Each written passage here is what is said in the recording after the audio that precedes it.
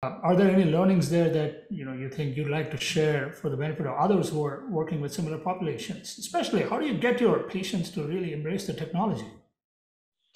Yeah, I think there's a couple things. So one, we work hard to make sure that patients can use the technology. So we have a few different means to onboard patients, make sure they're comfortable with the devices, and that everything is working well. So that's the technology piece of it, and we've been doing it long enough that we kind of have that down, and some of it can be done remotely, some of it can be done in person, but there again, we've kind of figured out how to do that part of it.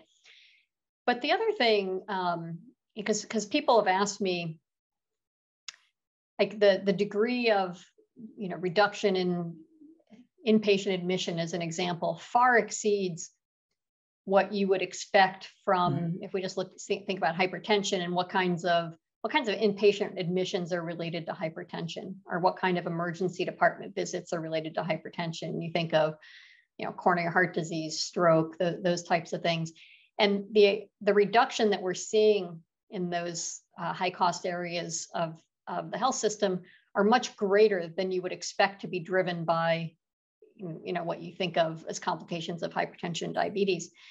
And we don't know this for certain, but my hypothesis, and this is where it relates to your question, is that when you surround the technology with a care team that's completely focused on that, not distracted with trying to do 100 other things, but completely focused on that, that's what really drives the engagement. So they're sending these readings in, and that's engagement, but they're getting feedback on that. Mm-hmm.